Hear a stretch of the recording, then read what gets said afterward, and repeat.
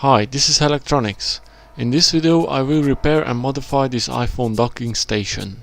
My friend who gave it to me wanted to be able to connect any kind of music player through RCA connector, so that's what I will do in this video. On the top it has a connector for the iPhone and 3 buttons which are not working. On the front it has 3 speakers, in the middle the bass and the 2 mid-highs for the stereo.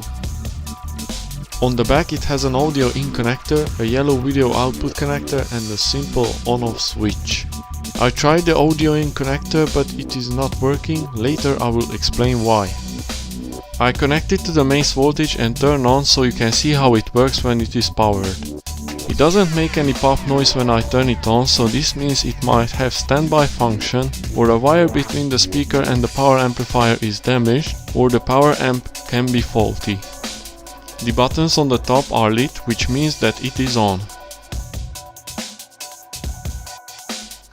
I start to take it apart, only screws are holding the front plate.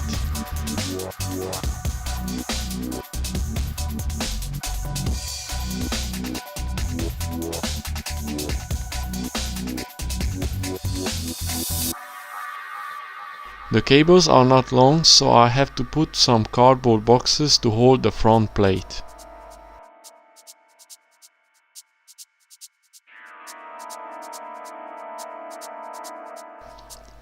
Now I make some close-up shots of the speakers and the circuits. Here are the bass reflex tubes, which are made of cardboards, and the sealed mid-high speakers.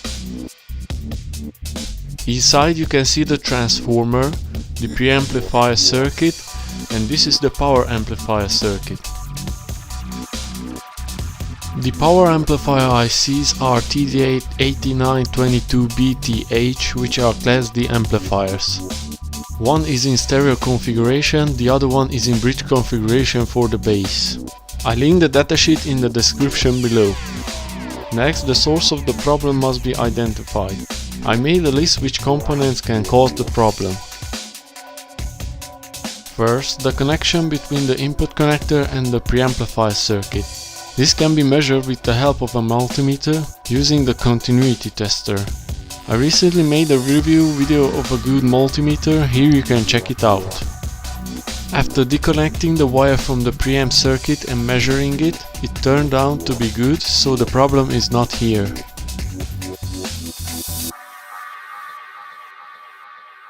Second, measuring power supply. If it has no power, then it's obvious that it is not going to work, so I will check this also with the help of the multimeter. The power supply is also working normally, provides dual array at 20 volts, so here comes the next step. Third, measuring the output of the preamp. Thus the preamp gives the signal to the power amp circuit. Here I use the oscilloscope to measure if there is signal at the output. I made a review also of the oscilloscope, here you can check it out. After doing some measurements I realized that the preamp is not working, no signal is coming out to the power amplifier. Fourth, measuring the output of the power amp also with the help of the oscilloscope. Before measuring I unplugged the connection from preamp and connected to my phone, which was my signal generator. Still there was no sound. Fifth, the device might be in standby mode, probably it has to be turned on somehow. The IR receiver can be found on the front plate. This means that it has to be turned on via remote controller, but my friend does not have it anymore. I made further investigation in the datasheet of the power amp and they really had to be awakened from standby mode. So I started to take out the circuits and I found the standby pin, and there was no voltage present when I powered up the docking station. I made a test using my variable voltage supply by providing 5 volts to the standby pin and it worked. I played some music from my phone and the amplifier was working well.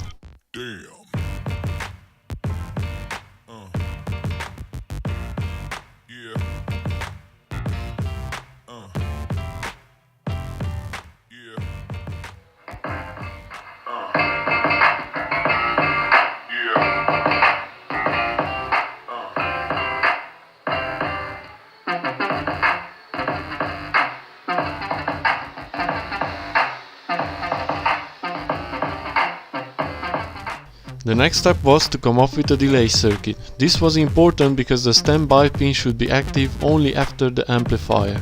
This way the startup pop can be avoided. This is how it looks. If the standby pin has already 5 volts or is powered at the same time as the power supply, then a pop noise will be heard.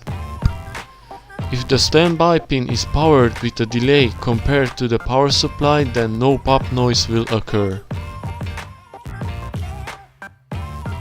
The delay circuit consists of a resistor and a capacitor. Placing these before the 5V regulator made a great delay circuit. Here's a demonstration of it working. The multimeter is measuring the voltage of the standby pin after the 5V regulator.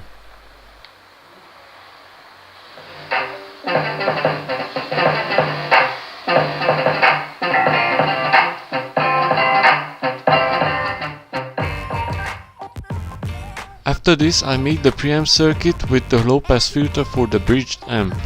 Using the TL072CP IC, I made the circuit. Also, I built on it the delay circuit for the standby pin. I will make a separate video about this circuit soon. Here's a quick demonstration of the difference between the non-filtered and filtered sound.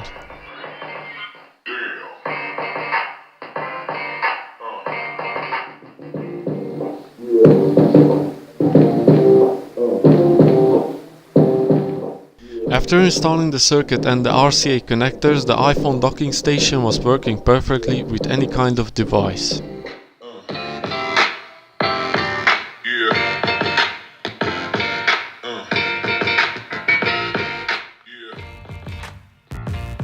Thank you for watching. Leave a like if you want to see more videos like this and don't forget to subscribe.